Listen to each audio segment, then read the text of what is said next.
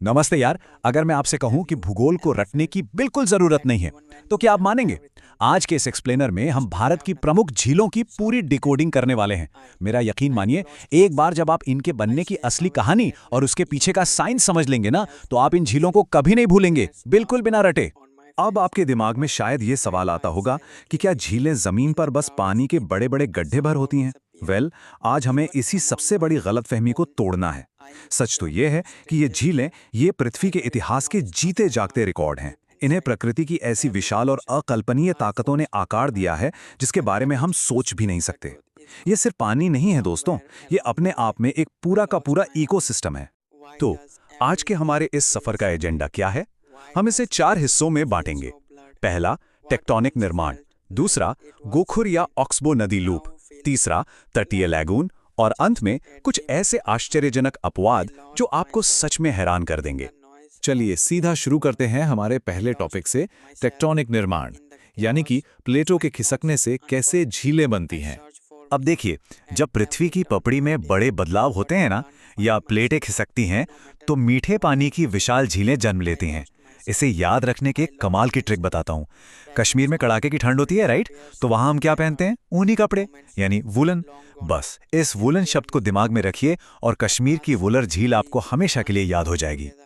और वुलर झील कोई छोटी मोटी झील नहीं है, ये भारत की सबसे बड़ी मीठे पानी की झील है।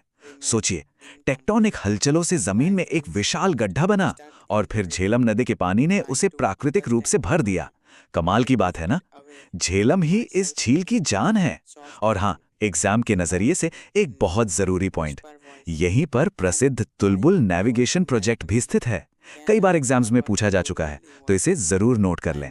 चलिए अब थोड़ा पूर्वोत्तर भारत की तरफ चलते हैं। इमेजिन कीजिए, आपके सामने एक बहुत ही चमकदार मणि रखी है। आप उसे कैसे देखेंगे? बिल्कुल एकटक, यानी टक-टक लगाकर, है ना? तो मणि से हो गया मणिपुर और टक-टक से बन गया लोकतक। कितनी आसानी से याद हो गई मणिपुर की लोकतक झील। लोकतक झील पूर्वोत्तर की सबसे बड़ी मीठे पानी की झील तो है ही, लेकिन ये एक बिल्कुल ही अद्भुत अजूबा है। आपको पता है, यहाँ दुनिया का इकलौता तैरता हुआ नेशनल पार्क है जिसका नाम है कैबुल लामजाओ। अब आप सोचेंगे कि पार्क कैसे तैर सकता है? दरअसल पानी के ऊपर वनस्पति और मिट्टी के मोटे स्पंज जैसे आवरण बन जाते हैं जिन्हें फुमदीज कहते हैं। ये नीचे से सड़ते रहते हैं और ऊपर से बढ़ते जाते हैं, और इन्हीं तैरते द्वीपों पर पाया जाता है बेहद दुर्लभ संगाई हिरण। Literally mind blowing. तो ये तो थी टेक्टोनिक झीलों की बात। अब आते हैं हमारे दूसरे सेक्शन पर, गोखुर नदी लूप, यानी नदियां जब रास्ता बदलती हैं तो क्या होता है। ये प्रोसेस देखना वाकई दिलचस्प है। कभी कभी नदियां सिर्फ अपना रास्ता बदलकर एक पूरी की पूरी नई झील बना देती हैं।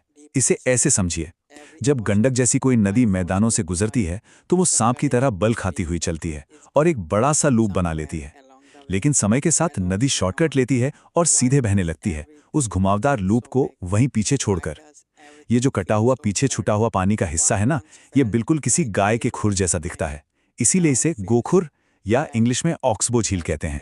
इसे याद रखने की भी एक बहुत ही कैची ट्रिक है मेरे पास। बस ये 3 शब्द याद रखिए। गोकुल के कुंवर, गोकुल से आपको याद आएगा गोखुर, और कुंवर से याद आएगी बिहार की कांवर झील। है ना एकदम आसान? एग्जाम हॉल में जब प्रेशर होता है ना, तब ऐसे छोटे छोटे निमोनिक्स बहुत काम आते हैं।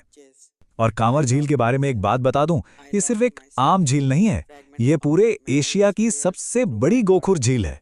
बिहार के बेगूसराय में स्थित ये जगह राज्य की पहली रामसर साइट भी है। इसका इकोलॉजिकल महत्व इतना ज्यादा है कि सर्दियों में इमेजिन कीजिए, हजारों किलोमीटर दूर मध्य एशिया और साइबेरिया से प्रवासी पक्षी यहाँ शरण लेने आते हैं। अब थोड़ा गियर शिफ्ट करते हैं।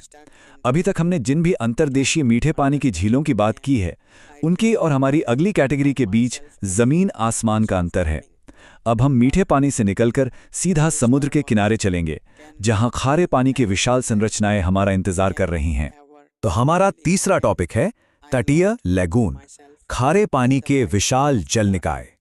ये लैगून असल में खारे पानी के ऐसे विशाल निकाय होते हैं जो समुद्र से लगभग अलग हो चुके होते हैं।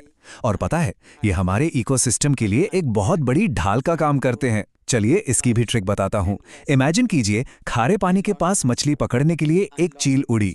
हाँ, चील उड़ी। चील से आपको याद आएगी चिल्का झील और उड़ी से बिल्कुल सही उड़ीसा। बस एक छोटी सी विजुअल इमेज और भारत की सबसे महत्वपूर्ण झील आपके दिमाग में लॉक। चिल्का झील के फैक्ट सुनेंगे तो आप दंग रह जाएंगे। ये भारत का सबसे बड़ा लगून है और पर्यावरण संरक्षण के इतिहास में तो इसका नाम सुनहरे अक्षरों में दर्ज है, क्योंकि 1981 में इसे भारत की सबसे पहली रामसर साइट घोषित किया गया था। यहाँ का नलबाना पक्षी अभयारण्य और यहाँ पाई जाने वाली बेहद खास इरावदी डॉल्फिन्स इस जगह को बिल्कुल जादुई बना देती हैं। थोड़ा और दक्षिण की तरफ चलते हैं, कोरोमंडल तट के किनारे, जहाँ आती है पुलिकट झील। इसके लिए ट्रिक बहुत सिंपल है, एक कटा हुआ पुल यानी पुल कट। अब आप पूछेंगे कटा हुआ पुल क्यों? क्योंकि ये झील आंध्र प्रदेश और तमिलनाडु के बॉर्डर पर एक कटे हुए पुल की तरह दोनों राज्यों के बीच आधी आधी बटी हुई है। चिल्का के बाद पुलिकट भारत की दूसरी सबसे बड़ी लैगून झील है, लेकिन जो चीज पुलिकट को सबसे अलग, सबसे खास बनाती है वो है इसका विज्ञान के साथ कनेक्शन। आपने श्रीहरिकोटा द्वीप का नाम तो सुना ही होगा। वो इसी झील को बंगाल की खाड़ी से अलग करता है और इसी द्वीप पर हमारा इसरो का सतीश धवन स्पेस सेंटर स्थित है। ये विशाल झील रॉकेट लॉन्च के लिए एक बहुत ही सेफ ड्रॉप जोन देती है। मतलब प्राकृतिक भूगोल और हमारी इंसानी साइंस का क्या शानदार संगम है ये। अब जरा इस नंबर पर गौर कीजिए, 96 किलोमीटर। क्या लगता है आपको? ये कोई साधारण आंकड़ा नहीं है दोस्तों। ये केरल की वेम्बनाड झील की आश्चर्यजनक रिकॉर्ड तोड़ने वाली लंबाई है। भारत की सबसे लंबी झील। केरल में इन लगून्स को स्थानीय भाषा में कयाल कहते हैं और इस 96 किलोमीटर लंबी वेम्बनाड झील की इसी असाधारण लंबाई की वजह से ही यहाँ दुनिया भर में मशहूर नेहरू ट्रॉफी बोट रेस आयोजित की जाती है। वही रेस जिसमें वो लंबी लंबी स्नेक बोट्स हिस्सा लेती हैं। पंबा और पेरियार जैसी नदियां इसे पानी देती हैं और जो मशहूर वेलिंगटन द्वीप है ना, वो भी इसी झील का हिस्सा है। अब हम अपने एक्सप्लेनर के आखिरी हिस्से में पहुंच गए हैं, आश्चर्यजनक अपवाद। कुछ ऐसी झीलें जो भूगोल के सारे नॉर्मल नियमों को तोड़ देती हैं। जैसे कि मैंने कहा, हर नियम के कुछ अपवाद होते हैं। आप जरा सोचिए, भारत का 9% नमक कहां से आता होगा? समुद्र के किनारे से? जी नहीं। ये जानकर आपके होश उड़ जाएंगे कि इतना भारी मात्रा में नमक एक रेगिस्तान के बीचों बीच स्थित एक अकेली अंतर्देशीय झील से आता है ना? बिल्कुल शॉकिंग। चलिए इनकी भी ट्रिक्स देख लेते हैं। मान लीजिए आपकी favourite south Indian dish sambar में नमक बहुत ज्यादा हो गया, यानी एकदम खारा सांभर।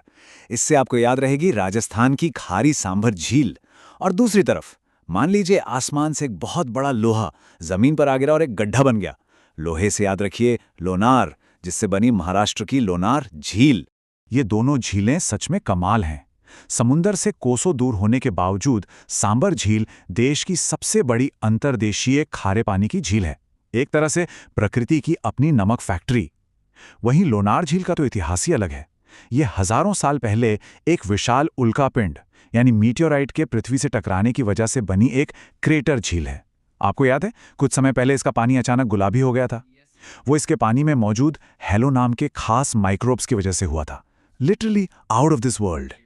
तो देखा आपने, इन झीलों के निर्माण से लेकर इनके जटिल इकोसिस्टम तक हम साफ देख सकते हैं कि हमारी ये पृथ्वी कितनी ज्यादा जीवंत और गतिशील है। ये सिर्फ पानी जमा होने के गड्ढे नहीं है यार, ये स्पेस रिसर्च, नमक उत्पादन और न जाने कितने दुर्लभ वन्य जीवों के संरक्षण का मुख्य आधार हैं। तो आज के इस एक्सप्लेनर को खत्म करने से पहले मैं आपको एक सवाल के साथ छोड़े जा रहा हूं। प्रकृति की ये असीम, कभी न रुकने वाली भूगर्भीय शक्तियां आने वाले समय में हमारे भविष्य को और कैसे आकार देंगी? सोचिएगा जरूर। इस दिलचस्प सफर में हमारे साथ जुड़ने के लिए बहुत बहुत शुक्रिया।